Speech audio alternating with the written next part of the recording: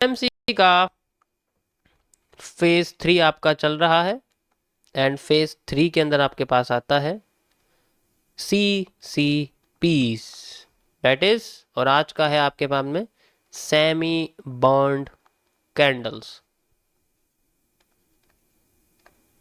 इनका मैंने नाम क्यों रखा भी आपको बता दूं। इनका नाम मैंने सेमी बर्न्ड कैंडल क्यों रखा हुआ है। This is the mirror market concept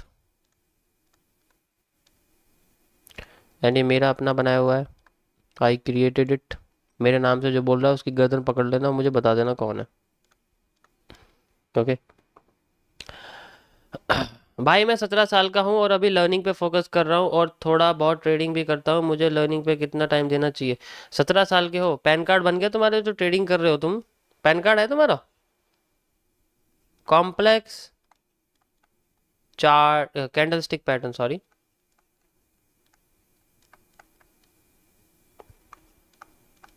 देखो ये सब चीज़ें ऑब्जर्वेशन के लिए मैं आपको बताता हूँ, ये एनालिसिस के लिए होता है, ऑब्जर्वेशन के लिए आपको बताता हूँ। ओके इनको ऑब्जर्व किया जाता है कि फ्यूचर मार्केट कंडीशन कैसी क्रिएट हो सकती है आफ्टर मेकिंग दीज कैंडल्स। ठीक है, जैसे हम लोग हैमर को देख के क्या समझते हैं कि वो बुलिश करता है, तो हैमर के बाद भी लोग चलते हैं, हैमर से पहले भी लोग चलते हैं, डिपेंड करता है कि उस कैंडल का यूज कौन कैसे कर रहा है।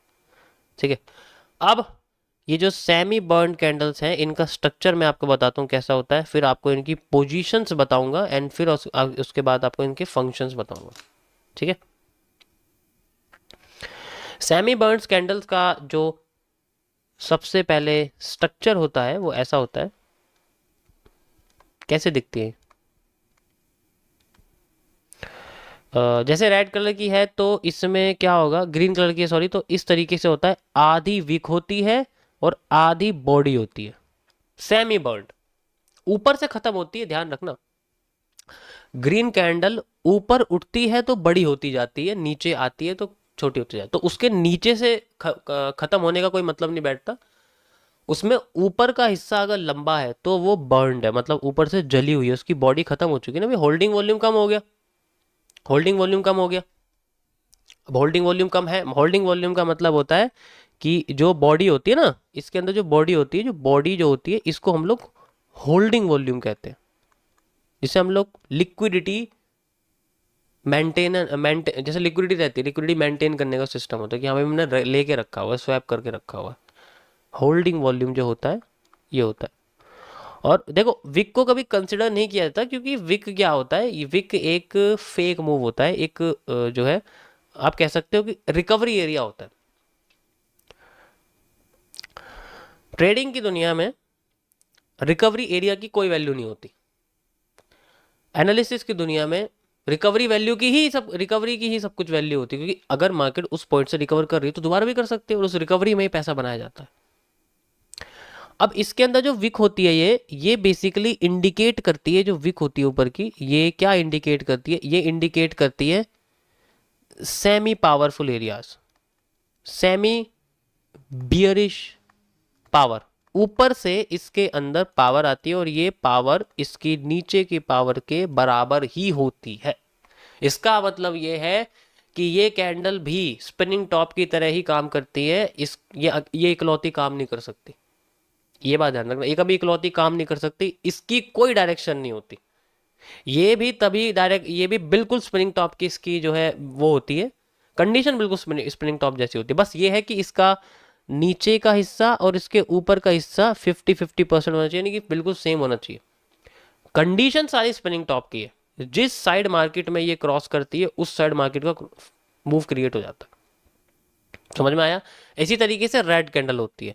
रेड कैंडल आपकी नीचे से बर्न होती है, ऊपर से, क्योंकि रेड कैंडल नीचे से ओपन होती है ना भाई। अगर रेड कैंडल ओपन होगी तो वो नीचे आएगी तो बढ़ती चली जाएगी, तो नीचे से वो बर्न होती है ताकि उसको नीचे से जो है काटा जा सके, उसकी बॉडी कमजोर की। ऊपर से बॉडी थोड़ी कमजोर होती है, ऊपर तो ओपनिंग हो गई एक बार, तो नीचे अगर पुश करेंगे तो मार्केट में बुलिश प्रेशर क्रिएट होता है। तो इसका जो बुलिश प्रेशर होता है ये भी सेमी होता है, यानी कि उतना ही होता है जितना इसका बेरिश प्रेशर होता है, लगभग सेम होता है। तो ये न्यूट्रल होती है एक तरह से कैंडल, इसको हम लोग न्यूट्रल बोलते हैं। ना तो ये हैमर है, ना ये आपके सामने अवेयरनेस है, ना ये कोई आईएफसी है, ना कोई ये हैंगिंग मैन है, तो ऐसा कुछ नहीं होता। ये बस एक सेमी बुलिश प्रेशर को बताती है जो लगभग सेम होता है, और इस कंडीशन की वजह से इसकी अपनी कोई भी डायरेक्शन नहीं होती है। बिल्कुल, आप इसको आधा स्पिनिंग टॉप भी कह सकते हो। ये होल्डिंग वॉल्यूम होता है इसका, ऑलरेडी जो आप देख सकते हो, ये होल्डिंग वॉल्यूम है इसका। ओके, और जो विक है इसका सेमी। बाकी सारी कैरेक्टरिस्टिक इसकी स्पिनिंग टॉप जैसी होती है। ओके, इसके बनने का रीज़न ये है कि ये ज़्यादातर जो कैंडल होती है, ये कैंडल मार्केट में सपोर्ट के कुछ टाइम बाद देखने को मिलती है, और इसका काम करने का जो रीज़न है वो भी वही होता है। अगर ये बॉटम पे है तो ये डिफरेंट कलर की दिखाई देगी, जैसे कि यहां पर रेड है, मान के चलो ये रेड कैंडल है ऐसे करके, और यहां पर अगर ग्रीन कैंडल बनती है तो फिर बाद में ये अपने आप को रिवर्स करने की कोशिश करती है, मतलब मार्केट नीचे आ रही है और फिर ये ऊपर ले जाने की कोशिश करती है। इस कंडीशन में ये इसके साथ मिलके बुलिश एंगल्फिंग बनाती है। ठीक है, इसके अंदर नीचे शैडो नहीं, उससे कोई फर्क नहीं पड़ता, उसका वो अलग कॉन्सेप्ट है, उसके बारे में आपको कल बताऊंगा मैं, वो अलग होती है। नीचे शैडो होगी और इसमें ऊपर शैडो होगी, उसका क्या फर्क होता है। मैं आपको सेमी बर्न के बारे में बताऊं तो इसमें आपको ग्रीन कैंडल के ऊपर देखनी है और रेड कैंडल के नीचे देखनी है। इनका रिवर्सल क्या है वो भी इस बारे में नहीं, क्योंकि फिर तो वो हैमर की कंडीशन यूज हो जाएगी ना, ये हैमर की कंडीशन यूज हो जाएगी। बाकी इसकी सारी कैरेक्टरिस्टिक्स आपकी स्पिनिंग टॉप जैसी ही है, कल की वीडियो आप देखोगे तो आपको समझ में आ जाएगा। मैं आपको कुछ एग्जांपल दिखाता हूँ चार्ट पर। ओके, सो हाउ दस मार्केट लुक लाइक। बड़ी ही खतरनाक कैंडल होती है। ओके, कहाँ पर है भाई, दिखाओ। कुछ कुछ ऐसी ही है, बट इसके नीचे शेडो है तो हम इसको कंसिडर नहीं कर सकते, क्योंकि रेयरेस्ट में आती है कि भैया नीचे लाइन नहीं चाहिए, ऊपर ही चाहिए, 50% चाहिए। सोचो ऐसी कैंडल कैसे देखने को मिलेगी तुम्हें। ये रही, ये देखो आपके सामने बनी हुई है, इसमें जिस साइड मार्केट क्रॉस करती है, मार्केट की मूवमेंट भी उसी साइड आने की कोशिश कर जाती है। वो डिपेंड करता है मार्केट में सप्लाई डिमांड कितनी है और बनी कहाँ हुई है। ठीक है, अभी ना तो रेजिस्टेंस पे है ना सपोर्ट पे, तो लोकेशन मैटर करती है। रेजिस्टेंस से थोड़ा सा नीचे, सपोर्ट से थोड़ा सा ऊपर, ये टॉप पे नहीं बन सकती। टॉप पे अगर बनेगी तो फेक होगी, एक साइड में मूव देके दूसरी साइड चली जाएगी, फिर दूसरी साइड से फेक हो जाएगी, यानी क्योंकि ये इसकी अपनी डायरेक्शन तो होती नहीं है। तो ये टेस्ट करती है दोनों डायरेक्शन को टेस्ट करती है, दोनों साइड के ट्रेडर्स को भगा देती है मार्केट से, फिर एक नया मूव देती है। तो इस कंडीशन में इसको नहीं करते हम लोग। ठीक है, अब और एग्जांपल दिखाता हूँ क्योंकि ये तो क्लियर नहीं हो रहा है फिलहाल के लिए। और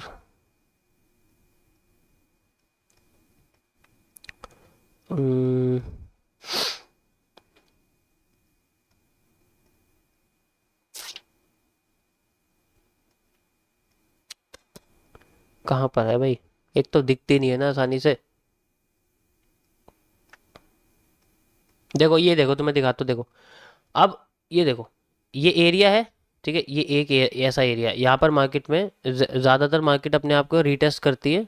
ब्रेकआउट भी है यहाँ पर, आपको दिखाता हूँ यहाँ पर कैसे कैसे ट्रैप करती है लोगों को, ध्यान समझना। ये बहुत बहुत खतरनाक कैंडल है, इसके बेसिस पे कभी पोजीशन नहीं लेते, इससे बचते हैं। अब कैसे बचते हैं मैं बताता हूँ तुम्हें। यहाँ पर एक डब्ल्यू का एक ब्रेकआउट है, और इस जगह मार्केट आती है, सस्टेन करके ऊपर चली जाती है, मतलब यहाँ से रिवर्स कर देती है 50% सप्लाई देने के बाद। दोबारा से इस जगह पर इसी जगह के पास में एक ऐसी ही कैंडल बनती है। देखो ये तुम्हें मिलेगी या तो किसी रीजन से ऊपर ही मिलेगी, रीजन पे नहीं मिलने वाली। तो ये देखो क्या कर रही है, देखो इसकी एक्टिविटी देखो, जब मैंने आपको समझाई थी। ये क्या करती है, पहले एक साइड में मूव दे देगी, ठीक है, फिर दूसरी वाइड साइड में मूव दे देगी, फिर उसके बाद मूव देती है तीसरा, और कभी कभी तो ये तीसरा भी नहीं देती, कभी कभी तो तीसरा भी नहीं देती, चौथे में भी फेल कर देती है। तो इस अगर मान के चलो, अगर हमारे पास हैमर आ गया, समझ रहे हो मैं क्या कह रहा हूं। अगर इसका यूज कैसे करते हैं, अगर हमारे पास हैमर आ गया, अब हैमर का तो हमने यूज कर लिया भाई, हैमर आ गया सपोर्ट पे आ गया, बहुत अच्छी बात है। उसके बाद अगर ये बन गई ना, तो भूल जाओ हैमर अब काम करेगा। बस कहने का मतलब ये है कि ये क्या करती है, डायरेक्शन को अदल बदल कर देती है। और ये तभी करेगी जब ये रेजिस्टेंस या सपोर्ट से थोड़ी थोड़ी ऊपर होगी, क्वार्टर सपोर्ट पे होगी या क्वार्टर रेजिस्टेंस पे होगी, ये तभी करेगी ऐसा। ये देखो तुम्हारे सामने लाइव एग्जांपल चल रहा, कई सारे देखो तुम्हें ऐसी दिखेगी।